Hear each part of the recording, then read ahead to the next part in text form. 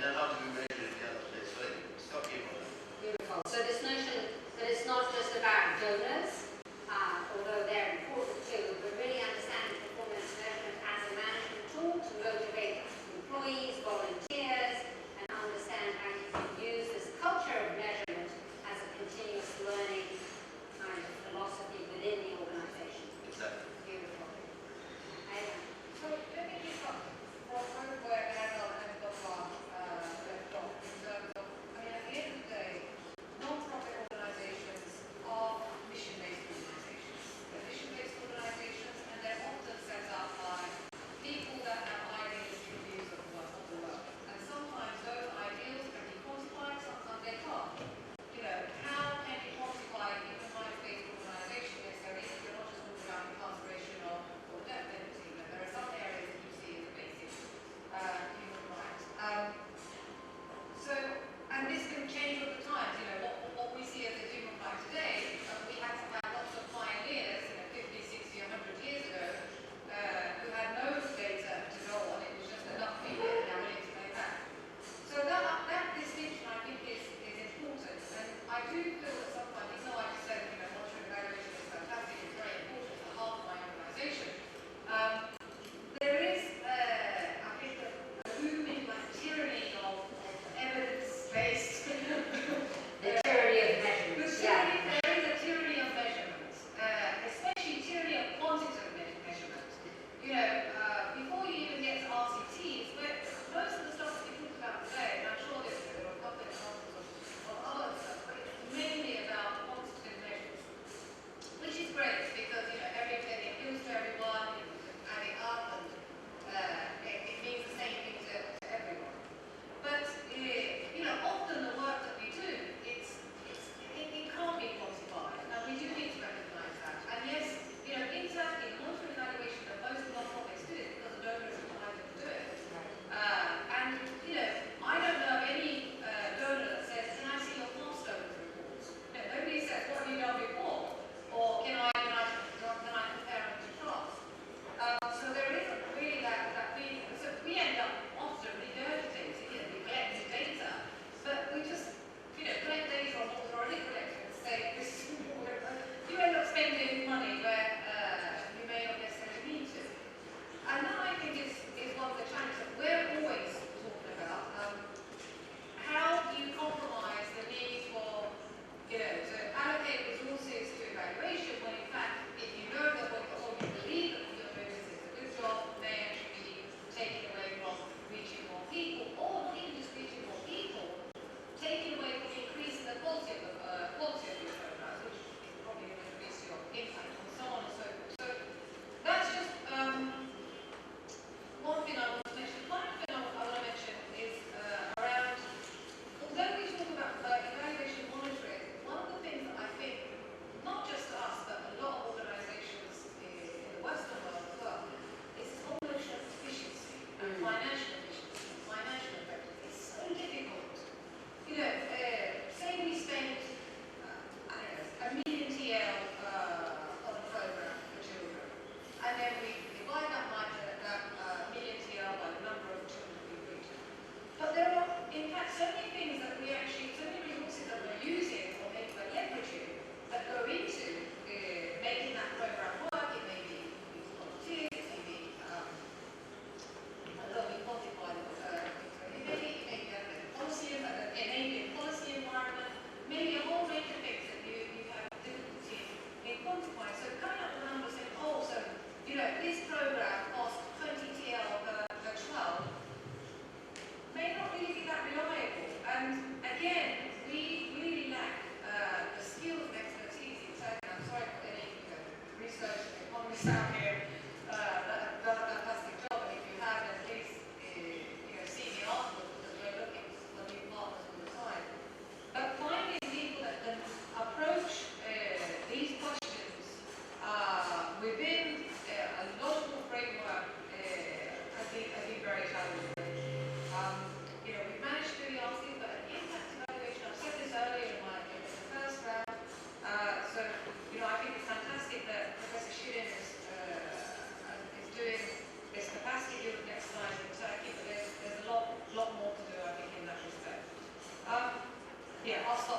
No, that's great. And I think this notion of allocation of resources is a really important one. The other thing, for those of you who've worked with employees and volunteers in the field who end up spending, or you're asking them to collect information and data, that can also be a real challenge. So that these people are spending time collecting data, transmitting data, and doing all this work that takes them away from what they see as their essential work. So there's a tension particularly when you're asking your own employees and volunteers to participate in the data collection process, that in fact can create some real tension there. And then this notion of efficiency and effectiveness, I think, is really important, because those organizations that really drive to those numbers of efficiency and effectiveness can create some negative unintended consequences. And you might be selecting to do work in a certain way that actually undermines what you're trying to achieve in terms of your mission. So just to give you an example, the Harlem Children's Zone in New York City does a very good job with performance measurement and really holding their grantees accountable for efficiency. But what happens is that they tend to prioritize a certain type of intervention that promotes future income generation, and they tend to take away resources from those programs that look at prevention. And so there are some unintended shifts that happen due to this focus on efficiency. And so I want to just echo that as a real challenge and potential negative consequence. Sure. I'm going to tell a story because I see a lot of sleeping faces here. And this could be a nice introduction to Turkish culture. I don't know if you live here. Do you live here? I do. Okay, there you go. So there's a beautiful book about Turkish culture. It's called Turkish Identity, Türk Kimliği by Bozkurt Güvenç, who happens to be one of my teachers from many years ago. He's an anthropologist, social anthropologist, and he wrote this book many years ago, but I think there are certain elements in there that really helps me understand some of the things in Turkey. He talks about a high school where he studied, I think somewhere maybe Malatya High School, in mid-century, 1940s or 50s. The government Ministry of Education sent a science experiment toolbox, tabiat bilgisi dolabı. And this toolbox has a lot of experimental tools. He says that he was one of the students among many others selected to build an exhibit the first day he arrives, and he was standing right next to the table, and there was a tool right in front of him. He keeps looking at this tool, trying to figure out how this works. And then he says he had two physics teachers who came by, and these two physics teachers, of course, are the ones who are experts who are going to use this tool in their classes. Obviously, they should know, right? So the student, happens to be the author here, asked the question, how does this work? And the two professors, the teachers, professors, they debated the issue. He said they debated about 10 minutes. One says, well, if you push here, this happens, and they said, no, if you push there, this happens. He said they debated about 10 years. I mean, 10 minutes. Well, it seemed like he wrote about this story, so it must have. And then he says one of them won the debate, the other lost the debate, and then they left. You see the problem here? And then he says, it occurred to him many years later, why didn't they test it? It was right in front of them. All they had to do is just try this and try that. And that kind of discourse is what we are talking about. And this is not specific to Turkey. I work in the United States with foundations as well. There is a discourse, this gut feeling based, I know everything, that we are fighting against as measurement people. Because there is somebody who's very powerful, who either gives the money or runs the organization, and they have a theory, intuition-based theory. They believe in this, that's why they probably work there, that's why they give their money. So what you're really doing as a measurement person is fight against that gut feeling to introduce evidence-based decision-making. and maybe they have to change all their ideas. Now, I also work with politicians in Turkey, so I know they have the same problem too. Because essentially you're asking them to make an ontological shift. You know, if you take Aceh, for example, well, I shouldn't take Aceh, any organism. Take Aceh. Like if I say, you know, I come in, I say, well, this is your theory of change, this is the way you present, well, maybe there's a better way. The whole organization is built on that success story, right? So it is very difficult, especially, you know, we are by nature, you know, this is the, you know, those we were from psychology, those, you know, we are habitual people. Everything's based on what we did yesterday. We want that kind of comfort. And I think, you know, evidence-based culture challenges that and says, you know, there must be other ways of doing it. And this, if I challenge some of my panels here, I think everything is measurable. As long as we understand, we spend enough time, as long as I know exactly what's your theory of change, where you want to go, there is a way to assess it. The question might be, should we measure everything, though, right? I mean, the question is not, I agree, I think you can probably measure everything, but the question is, should we, and more specifically, what should we measure and what should we not measure? Right? I mean, that's part of the challenge. My take is yes, you should. I mean, how else do you know whether or not it's working, right? Because you are measuring it.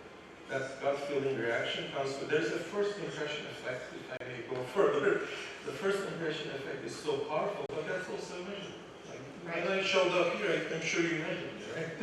And that is what we are challenging. We say, let's do another measurement. So even when we say we don't have a measurement or we shouldn't measure, well, there's an implicit theory there. Right. And you probably use some evidence for that. You know, whether it's gut feeling, but you know, it's usually intangibles, it's usually very powerful intuitions, but there is an assessment there. How about challenges? Yes, challenges. I think there's another dimension again that may be classified as a challenge. I didn't hear anybody mentioning opportunity cost when you run projects and programs, and when we allocate resources. We are undertaking certain programs at the expense of not being able to undertake other programs. Right. And sometimes, I'll give you an example from my organization. Batan knows about the project because we worked very closely with Education Reform Initiative on this. This was a 7-year program. In this time, I'm talking about a project program, not an institution. This was a vocational education program that we ran with the Ministry of Education, controlling our mother company, Kadir Foundation. And it spent roughly about, I think, 15 to 16 million American dollars. We had 8,000 scholarship students who were on scholarship, so-called payroll for 4 years. We had internship organization, and we had coaching organization where we used coach employees as mentors. I think at the middle of the program, when our first cohort of scholarships graduated, because we started with 2,000 students as first graders, and then we added 2,000 students every year. We did this evaluation with the help of an independent consulting company, Turkish company. And the results were, I think, fairly positive, because the aim of the program was to make vocational education a better option for the families and for the students, in order to raise the awareness about vocational education. And all the both qualitative and quantitative results showing that we did that.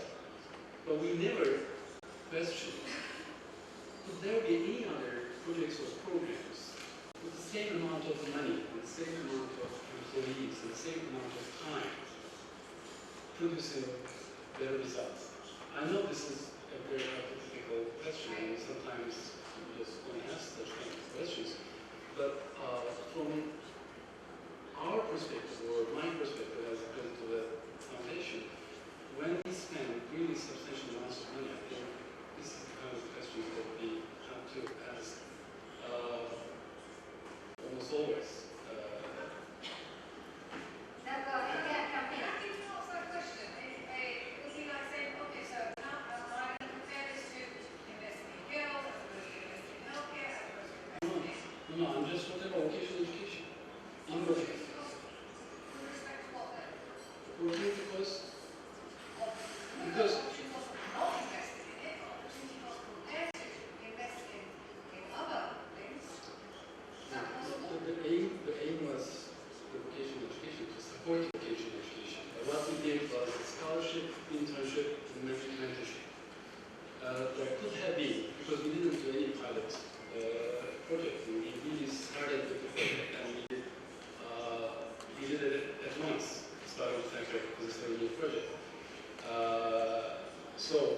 I'm not sure 100% if there could have been some Alternative theory of change, essentially. theory of change or Yeah. strategy that would give us a better result And within the project. you know, I think the goal is set, which makes perfect sense. Right. But how are you going to get there? And that's the part earlier in my first round. I talked about open discussion. I think usually what happens there are only a few voices, if not one, who usually happens to be either the top, the top dog, whoever that person be. So if you miss that chance of debating all the alternatives, developing multiple hypotheses, and piloting, which seems to be the case here, and then of course you're comparing to an unknowable. Piloting is one way, and another way might be the sort of notion of continuous feedback. So within the program, having points of continuous feedback, so that maybe you don't throw out the whole theory of change, but you adapt it as you go. This actually brings us back to research and development. I mean, to further all this NGO and interventions ahead, we need practices that actually are effective. And the only way you can reaffirm them from the beginning, if you actually have ideas and you follow them with rigorous research. I think it's really unique experience in Turkey, what Achev did. Yeah. Achev is the only In the institution. world as well. Yeah. I think in the world as well. It's the only foundation organization that I know that came out of a research project. What often happens is that people have ambitions, have ideals. Oh, let's work on the girls' issues. Okay, let's set up a foundation. Okay, and then okay, let's do what? Right? Whereas I think it should be the other way around. I mean, the idea should, what I'm trying to bring this on is, we, especially in Turkey, have huge difficulties in finding research funding. Right. That actually is driven towards academicians who are actually have ideas, that are willing to go ahead and try this in the field. You name it. If you put more money out there, almost like, as a pool, and then if a couple of them actually are successful, and if you base your more spending institution on that, the whole actually scenario is based on what we're discussing here. But to begin with, the civil society in Turkey, the elite that is behind the civil society, needs to change their actually mindset from setting up institutions to finding actually what works and how best we can support that through a foundation, through grants, through this. So I think if we can move away from institution to what works, maybe we can change the whole scene and have a different perspective at least. So you're talking system change, Okay. essentially, just to build on that. I'm all for system. Yeah, yeah, cool. So I want to make sure that we have time for some questions. We've talked about a lot of really interesting dimensions, and this is a really big topic. So I want to say thank you to everybody, but I also want to make sure we have time for some reactions and some questions for our panelists. So let's open it up. Do we have any questions? And I know there might be hopefully a microphone too. Okay.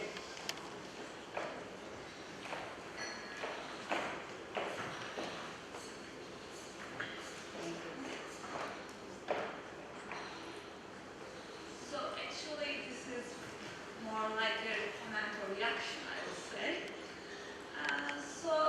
And I'll make my point from the perspective of a quantitative psychologist and investigator, who just moved back to Turkey from US.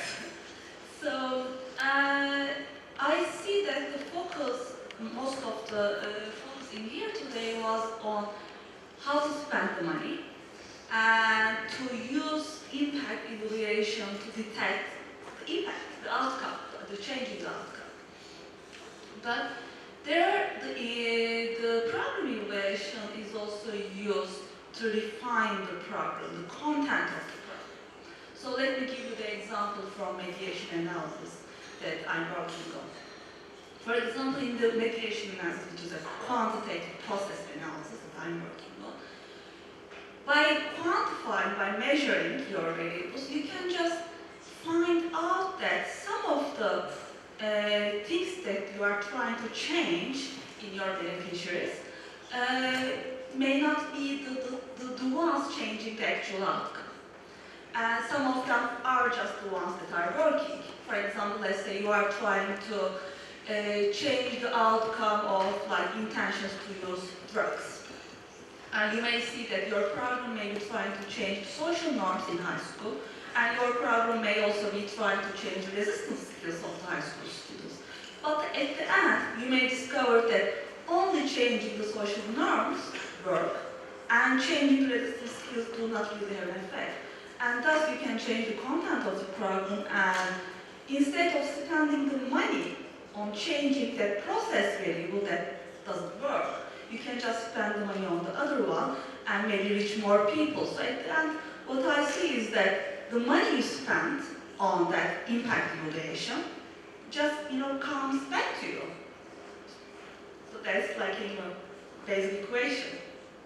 So it's just, a comment about the focus of today's talk.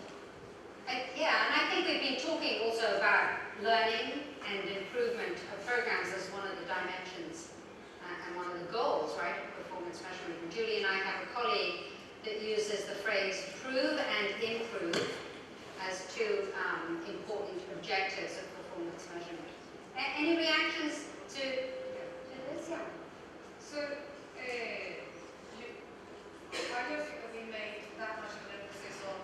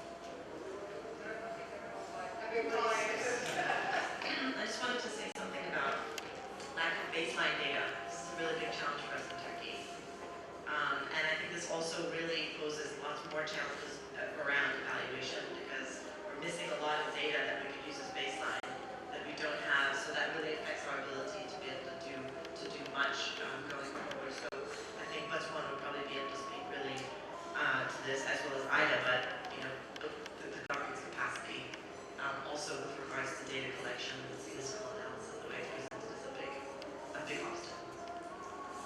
Great panel, thank you.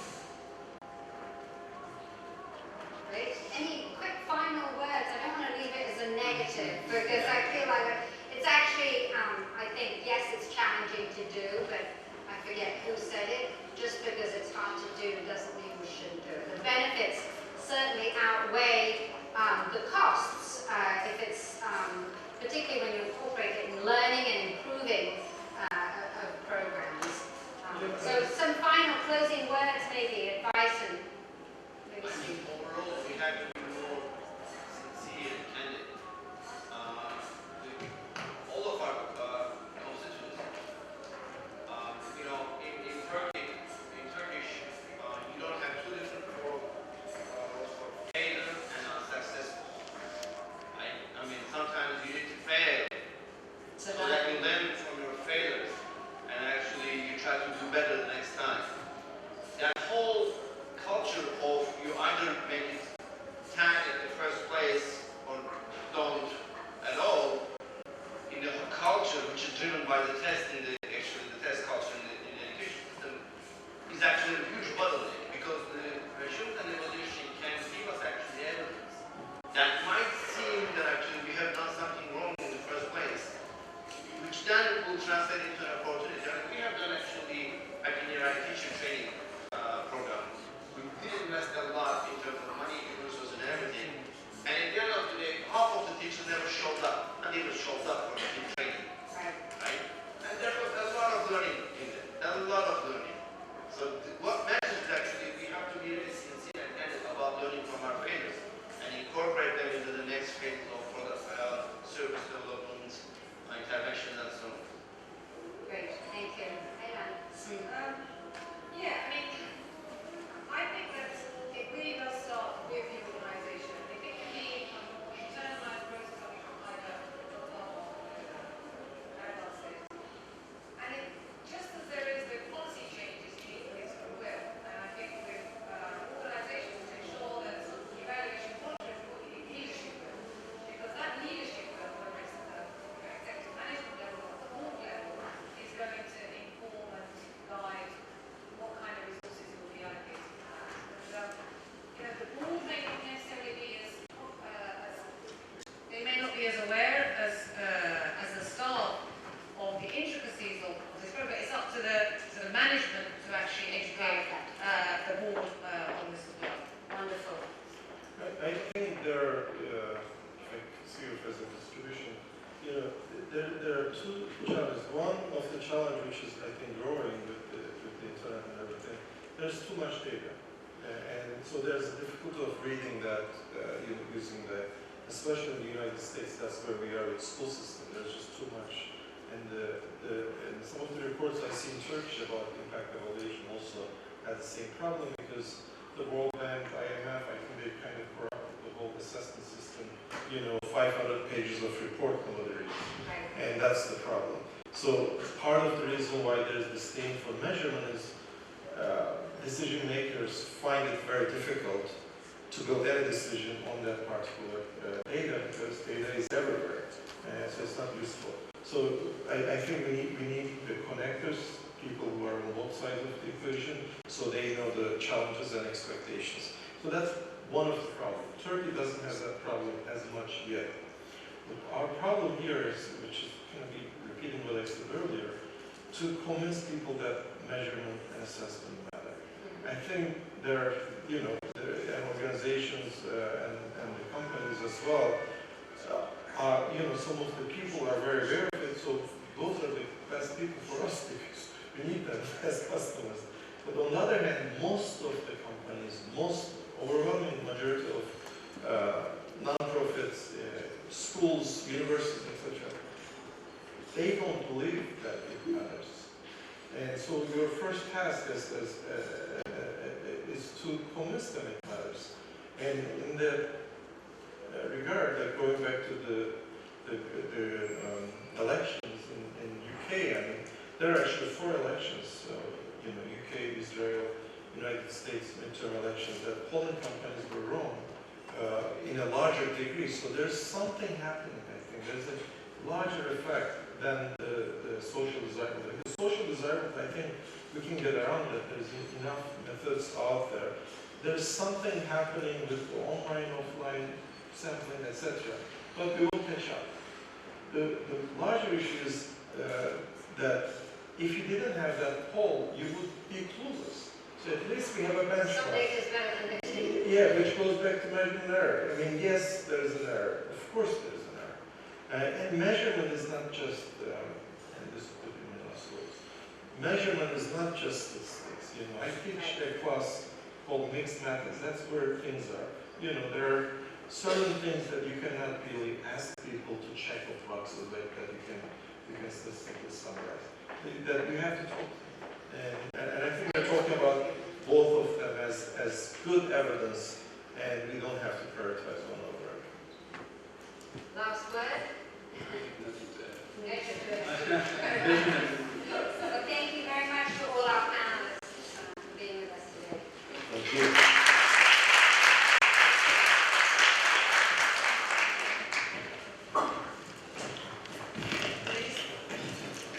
Panelistlerimize teşekkür ediyoruz. Şimdi kısa bir Türkiye Eğitim Gönülleri Vakfı Genel Müdürü Mete Meleksoy'u kürsüye davet ediyorum.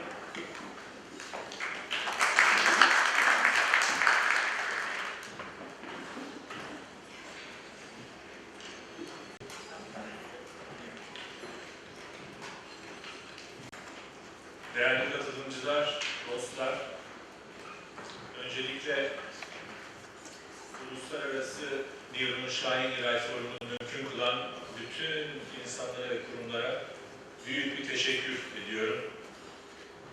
Arkadaşlarım ölçme değerlendirme raporunu da verdiler. Sonuç çok başarılı, söylemiş olayım. Gün boyu kapsamlı bir içeriği son derece yüksek tempoda ve en üst düzey kalitede konuştuk.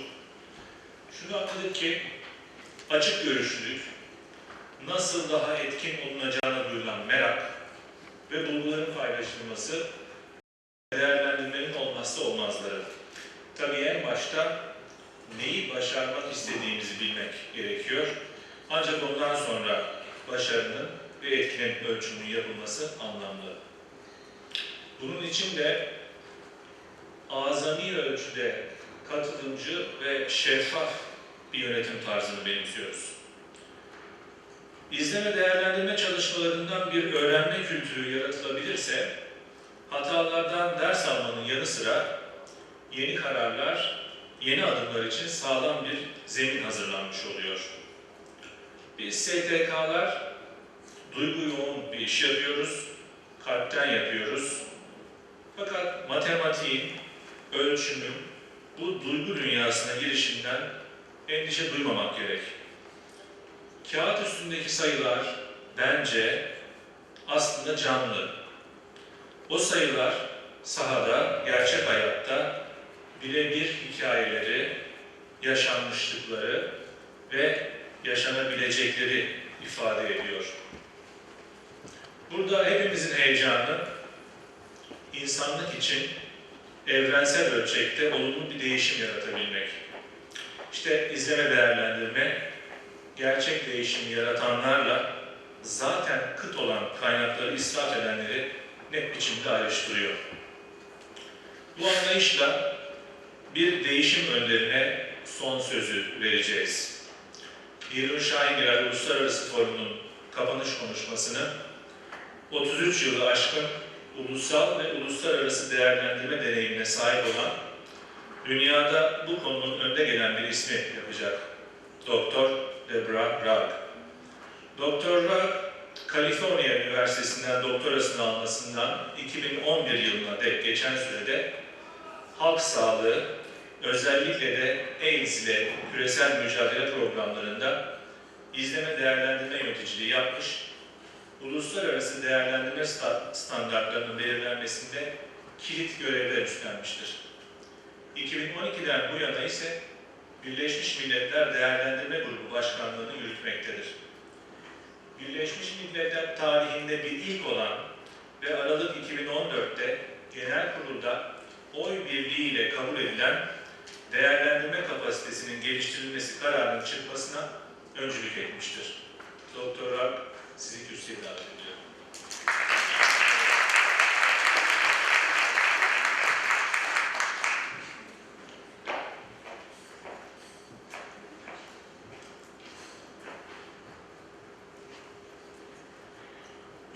Thank you, Suat, for those kind words and the wonderful introduction. And I would like to thank the Nirun Şahingiray Foundation for inviting me to speak today.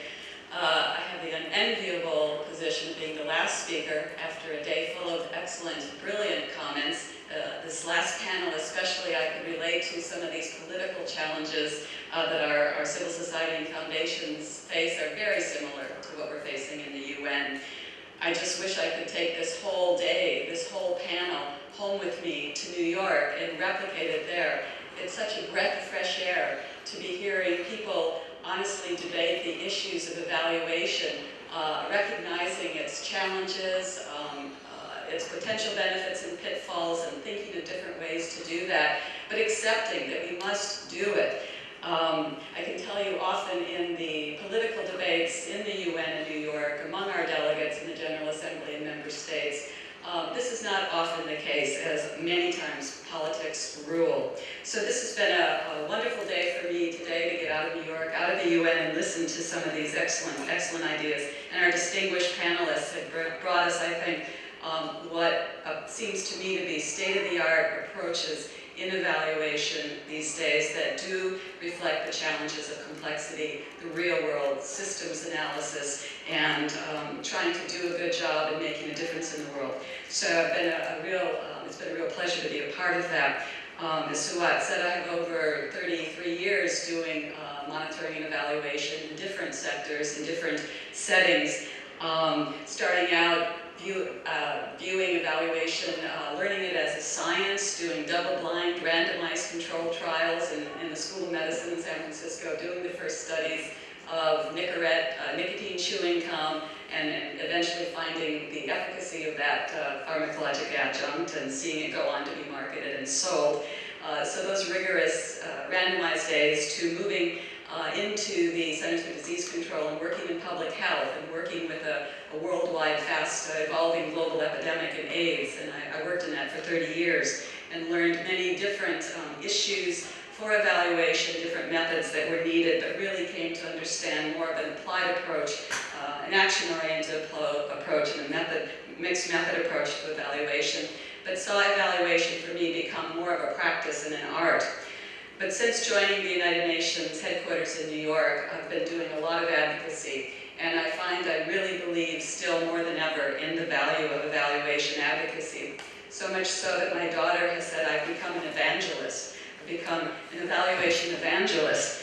And I have to say, I think she's actually right. While I learned evaluation as a science, practiced it as an art for much of my career, I've come to see it much like a religion for me. I really have seen and believe in the value of monitoring and evaluation, the value of evidence for changing people's lives. So I find today's opportunity to speak to you, giving some closing remarks, a really enjoyable thing for me to do. I won't attempt to synthesize everything I've heard today, but there were maybe top 10 comments that I heard that really stuck with me, that I think we should have these takeaway messages as we leave here today. The first, starting out with a solid foundation this morning on remembering the basic elements in evaluation, in monitoring evaluation, and walking away with the real clear takeaway line, the foundations, the five C's. Julie called it her rock and roll band, the 5 W's, I should say: what, where, why, when, and how, and at what cost. And increasingly these days, governments, foundations, and the people are asking what works and at what cost. So we have to remember that. Also to remember the attrition funnel that Joe gave us, that the participatory effects really fade over time. We can start out with a lot of participants, but as we look down our theory of change, those effects, get smaller and smaller and smaller till we get a real small proportion of the people or the effect we wanted to see at the ultimate level. We should keep that in mind in our ambition when, in fact, all phenomena suffer an attrition phenomenon. Also, she admonished us to engage, engage, engage. I can't tell you how important I found that to be for evaluation and the function of evaluation to not only listen, but actively engage with the program, the people, the policymakers. We can't sit in ivory towers, we can't sit as researchers away from the people as we move into the community, which all of you here in the Civil Society Foundation world, you are dead in the middle of it. But we must remember to continue to engage with our policymakers, program managers, and the foundations and boards that we're trying to provide information to. Then we also must be prudent about indicators, because in truth, there has been a tyranny of indicators, and it's been around for some time, and because it actually is easier to sit in a room and come up with indicators and measures and then really try to evaluate, ask the key questions and conduct evaluations that really are answering questions to complex problems. So there's hundreds and sometimes thousands of indicators, and as I'll talk about in a minute in the new post-2015 SDG arena, hundreds and hundreds of indicators have been proposed. So we really have to be ever vigilant about our propensity and vulnerability to this growth and mushrooming of indicators, because they seem simpler if we just put indicators down and monitor that. The importance also to listen to the beneficiaries and to tell their stories. There's nothing in evaluation that says you can't tell stories. And in fact, that's where a lot of our richness, insight, and meaning come from. So we want to keep telling their stories, even if it's qualitative information. Always this is necessary to complement our quantitative findings. The importance then also of being open-minded, always open-minded and curious, and inspire curiosity in other people. And then importantly, be transparent and share our failures. That's one of the riskiest things to do, but it's the most essential for us to actually learn and to share that learning on a wider scale. One can consider that learning, having a failure in learning, can help you, your program, benefit from it, but why not let more people benefit from it? Why not let the whole community, the whole country, the whole world, the whole sector benefit from your learnings? So sharing and being transparent, even on failures, is extremely valuable.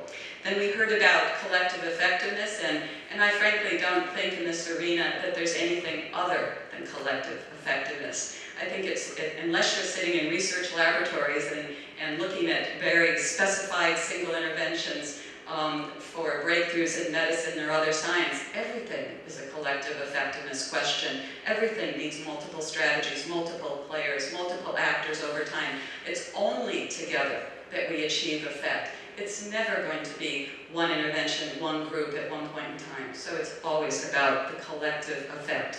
And then, therefore, it has to be looking at systems. We have to understand the systems we operate in and how to monitor and evaluate that. There are ways. There are now, fortunately, we've been able to articulate rigorous system analysis and rigorous complex theories and how to really take a solid look at that from an evaluation perspective. So I think those are important lessons for us, takeaways for me today.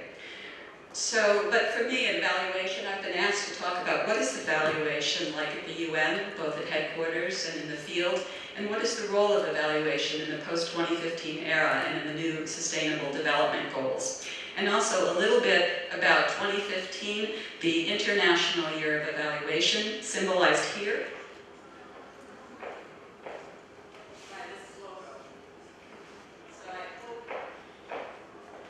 Everyone has seen that logo and understands that that is the symbol of a worldwide movement of promoting evaluation in this very special landmark year of 2015. And I'll talk a little bit more about that in a moment. So evaluation, I feel strongly, is an opening comment that I think here is preaching to the choir, but it's certainly not the case in New York, where I often speak. And we'll have to speak Monday morning on this very issue, that evaluation should be a dedicated function in any program, organization, system, or country. that evaluation is distinct from simply monitoring program performance or outcomes or impact, and is often, especially in the UN, but I think elsewhere, poorly understood, and is often misunderstood and confused with audit or simple statistical analysis or a basic program review, to name a few. While those elements are part of various kinds of evaluation, evaluation goes beyond indicators, goes beyond audit, goes beyond a performance review, to ask key questions, as we've heard about today, starting with the theory of change and framing the question, which actually is probably the most difficult part, as several speakers have said today.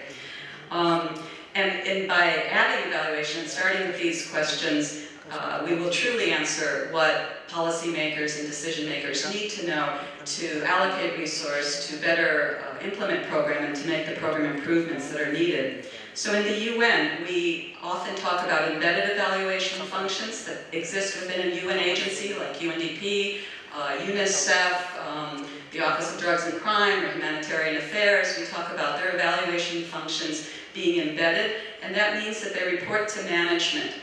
They serve a program learning function, but are very weak many times at serving an independent accountability function.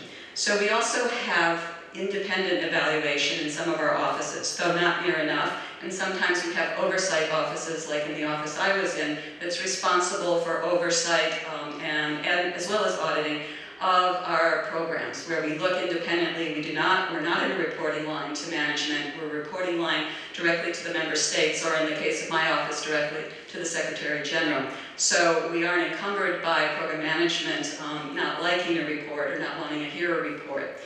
These, both embedded and independent, are both in function, serving both gods, both the accountability and program learning gods. Essentially for us in the UN, evaluation answers three fundamental questions, and I find these really fairly well understood by our program managers. The first question is, are we doing the right things? The second question is, are we doing those things right? And the third question is, are we doing them on a scale that's actually making a difference and helping us achieve the objectives we want? So what is evaluation looking like now in the UN, and how important is it? The role of evaluation is increasingly important in the UN, both in the headquarters and field. However, our capacity, as in many places, to conduct evaluation does vary widely.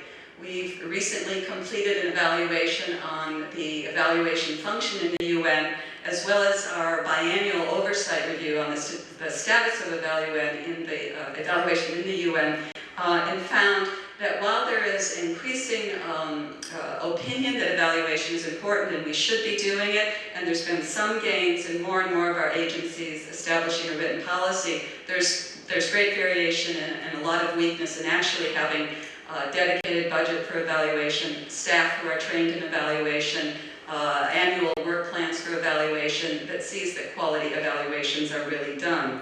So we are beginning now that any program we evaluate, we start out with what we're calling a program impact pathway. It's essentially the theory of change or the results change. We use program impact pathway because we found our managers have no problem understanding that. They understand program and they want to have an impact, and they understand that it's going to take there will be a pathway to get there. So all programs that get evaluated by us, we start out by developing for them, with them, a program impact pathway that we lead with them. Then we base the evaluation design on that initial framework. It's not been easy, but we're finding increasingly programs are starting to understand it and use it and follow up using it even long after the evaluation has been done to design the next program improvements. And by the way, the UN Secretariat has 34 entities that we're responsible for evaluating, ranging from UN peacekeeping operations and an $8 billion a year activity to smaller efforts of humanitarian affairs, drugs and crime, habitat, environment, our regional commissions. There's a colleague here from the Economic Commission in Africa. Our responsibility in my office is to evaluate that and have oversight of that. So it's quite broad. The main group in the UN that does evaluation is the UN Evaluation Group. And this, or UNEG, some of you may have heard it called. UNEG is a professional network in the UN made up of 45 evaluation directors and heads from across the entire United Nations system. Our focus is on ensuring quality of evaluation, understanding what the barriers are, ensuring independence, credibility, and use. We recently have conducted a stock-taking assessment of what evaluation is in the UN and what the UNEG is doing, how we can improve that, and have for the first time come up with an advocacy strategy and a 5-year plan. We're focusing now not only on establishing better norms and standards, but getting those norms and standards out across the UN and outside the UN, so communication and advocacy. Doing peer reviews where the evaluation units from different entities come together and review the evaluation function of our peer agencies. So it's not as costly as it might otherwise be, but it provides standards, an objective look at how well you're doing in evaluation. I think this is something that civil society could do.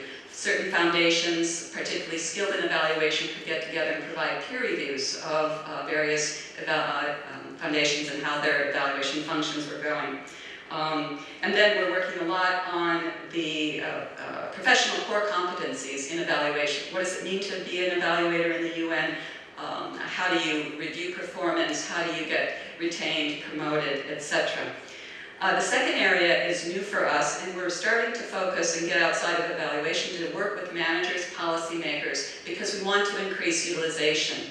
And we realize to increase use, it's not about evaluators necessarily focusing just on what they do, but really understanding the world from the eyes of the program manager, the politicians, and those key consumers. So we're starting to hold some meetings and think tanks, work groups on how to better understand what our policymakers really need to know and how we can package our information and get them the data and information they need in a timely way when they need it.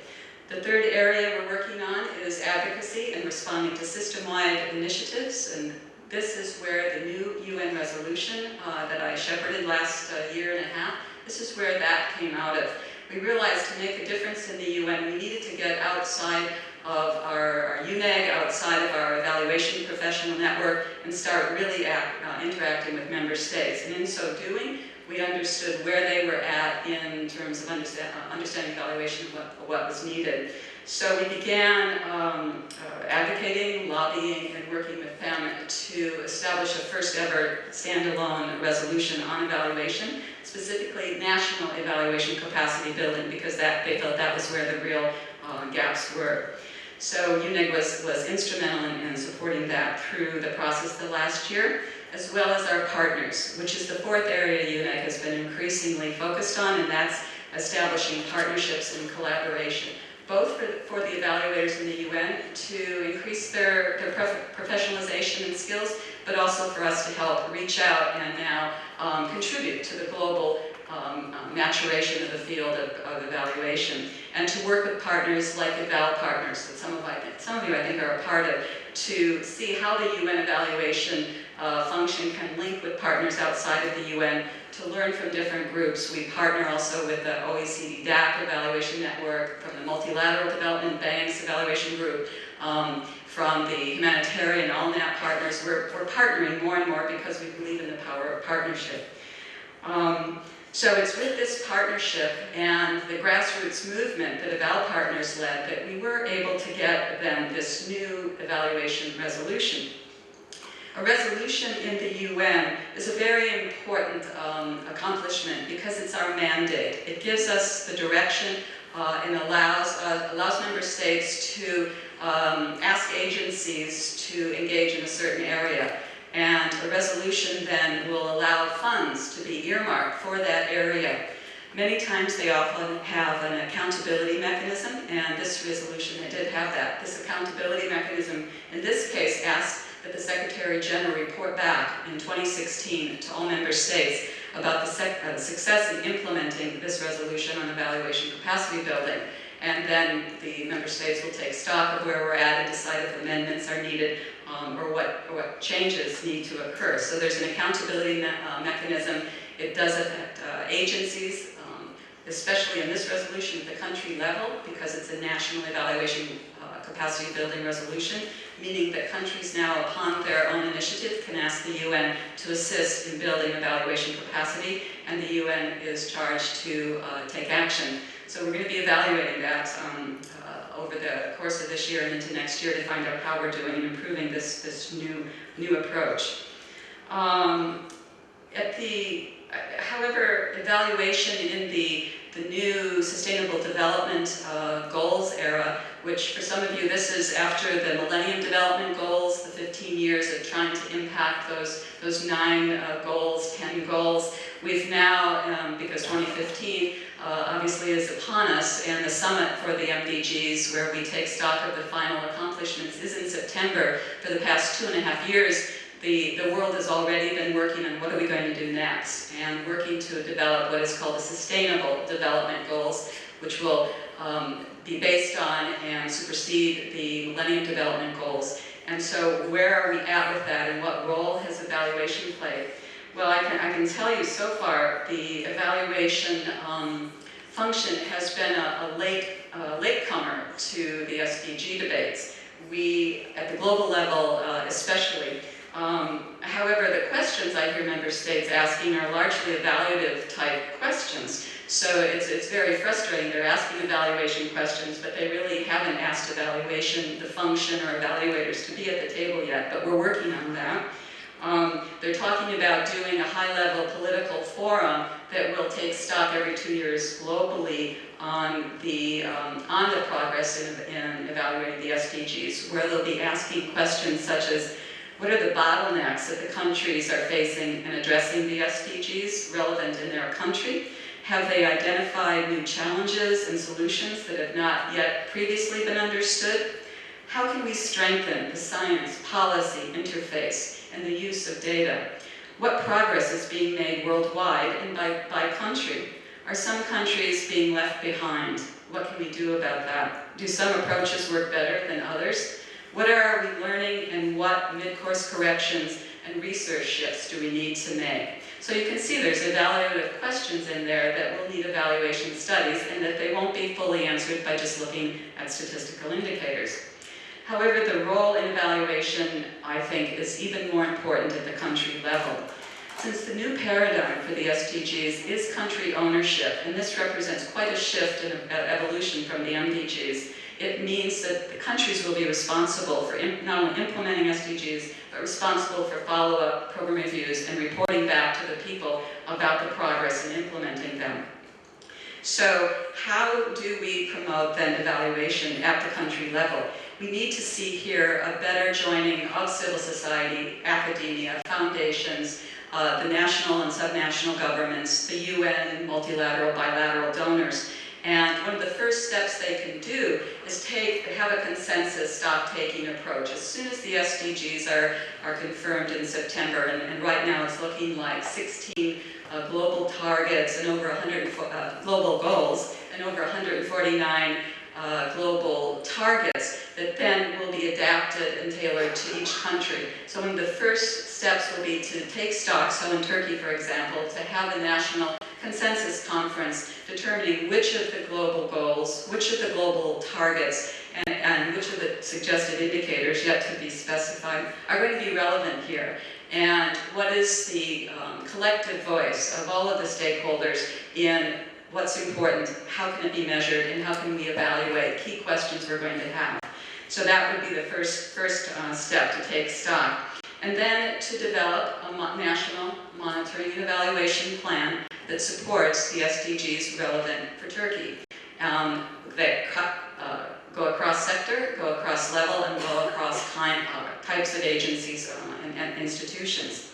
That plan then, different players can start to determine which areas they're going to work most in, and it can be used to seek support, seek financial support and technical support as this all unfolds. So at the global level, I'm seeing a lot of focus on, we're getting a lot of success moving forward on what's called the data revolution. And this means globally we've agreed that data, this notion that data is either absent or of poor quality at the front lines at the country level, and it encourages the use of new data sets like big data, like we've heard about. and that the importance of advancing our statistical capacity and doing indicators. And while all that is true, what we know as evaluators that there actually is a lot of data, and as we just heard, especially with big data, there's actually an overwhelming amount of data. There's an overwhelming amount of noise out there, and now that we'll have potentially hundreds of indicators, there's going to be hundreds of indicators that need to be monitored and reported on. What's missing is really the insightful, integrated, comprehensive evaluation framework that said, what are the key, starts with the questions. What are the key questions? How will we get that information? What methods are best? And then what might the data sources be in a list of data sources, and then proceeds from there. We have to be careful that we don't let as the expression goes, the tail wag the dog, that because we've got big data, and because we've got indicators, that's going to drive the direction. That will drive the nature of what we're doing. We have to be careful. We don't let ourselves stay totally focused on those two aspects, but really ask these hard questions we've been asking today, and that you ask in civil society, that you ask in the foundations about, is this really working for us? How, where, what, why? How do we do this better, etc. So use the new data sources, take advantage of data revolutions and advancing statistical capacity, but let us not forget the bigger questions that evaluation can help frame, analyze, and facilitate the use of. So what we're recommending in UNEG is one of the first prudent steps after a consensus conference and an evaluation national plan is developed are evaluability assessments, where we stop and take stock of the feasibility, because as you start to see these global indicators, you're going to have a lot of concerns, and you're going to wonder what is really doable here in this country. So we're recommending by sector, by indicator, collective evaluability or feasibility assessments that can help to understand what's the quality of data here. Someone earlier said, take stock of what you already know, mine that data, assess where the gaps are, and hopefully identify criteria to prioritize what the key questions are for Turkey. Where do we begin? How should we start? Limited resource? Where do we want to begin? The best way to start with that is starting out with an evaluability assessment that provides that report. So UNEG, the UN Evaluation Group, is going to be encouraging all of the different sectors and goals to do this. So for example, the food-based, food securities-based indicators will be convening with the food-based agencies in Rome in November, and they're going to be taking stock of what are the goals in food security, what are the targets, what are the proposed indicators, what do we know as evaluators about what's known, what's difficult, what is the best advice and guidance we can give in this sector to various countries, and then at various levels, national, regional, and global. So we recommend that across sectors and across topics. Foundations and civil society, you have a big role to play. Keeping your voice heard and at the table is going to be extremely important. This is also a part of the new paradigm, not only country ownership, but partnership. And in the UN, the efforts to reach out to civil society to play a stronger role have not been very strong in the past, but I can tell you is a renewed commitment of the Secretary General. And this new paradigm is insisting that civil society is playing a stronger role. So the UN Evaluation Group is seeking to support that. But how do we do that? We do that in partnership and in collaboration. So this is our fourth area in UNEG. We really believe strongly now in the value and the power of partnership, both at the global level, both across sectors, but especially the global country level connection. And as the International Year of Evaluation reflects, this was actually a grassroots movement that the voluntary professional evaluation associations around the country said, well, we've gone as far as we can individually in our own country. We see a lot of potential and we're all facing the same problems. Why don't we join together? Why don't we band together, put our resource together, and call for some global movement to advance evaluation? And so this small network of evaluators from around the world started meeting and growing, and then started to be bold and have the audacity to call for a global movement. And they've just written a paper where they've just stepped back and said, wow, we did this. We were a small group of people not feeling particularly empowered, but realized by joining together this function of evaluation, we actually could get it better understood, and it went on to become a global movement that big donors are supporting. For example, also foundations. Rockefeller was one of the first agencies. USAID put a lot of money in. They brought it to the UN evaluation group, and UNEG supported it, and then I took that to the General Assembly and to our negotiation process. And I can tell you it was a long, drawn-out battle, but in the end, the General Assembly unanimously endorsed the resolution, which included an acknowledgement that 2015 was the International Year of Evaluation. So these are really breakthroughs. These are really opportunities. It reflects a very nascent sea change in understanding and empowering the function of evaluation around the world. And most importantly, in countries of the G77, the least developed countries in the world.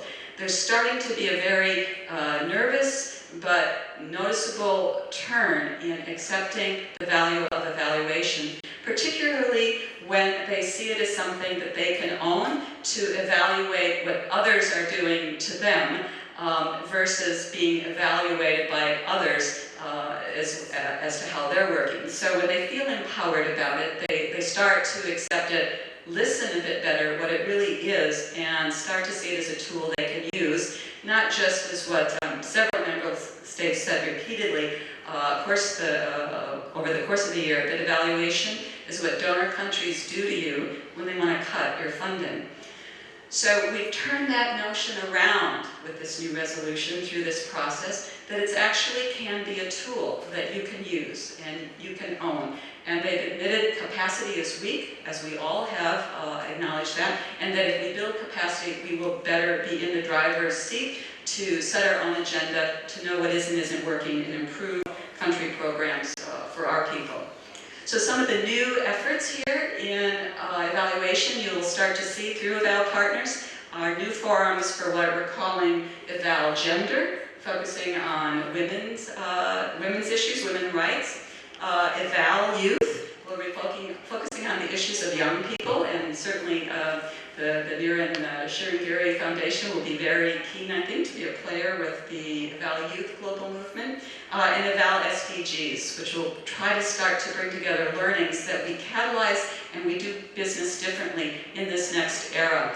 The opportunity for transformation is great right now. I can tell you, sitting at the top of the UN, overseeing a number of this, that I've never seen an opportunity in my 33 years like the one we face right now. But that door won't stay open forever. It won't stay open for long. And the more that we can become a player, understand what is truly needed, be at the table to provide that information simply, timely, and in compelling ways, we're going to have the potential, I think, to make a difference and ultimately build the alliances that we need for evaluation to truly be value-added, to realize its potential, provide information on what is and isn't working, and contribute to better programs for helping achieve the world that we want and a life of dignity for all. So I'd like to invite you to join me in viewing and understanding evaluation as not just, or monitoring evaluation, M&E is just M&E, but also motivation and empowerment, that it's a means for changing the world, and I truly believe that. I invite you and encourage you to become change agents, and providing that you do believe in evaluation, to see that evaluation actually is making a difference. So with that, I think I'll stop and let, if there's questions, happy to answer questions. Thank you.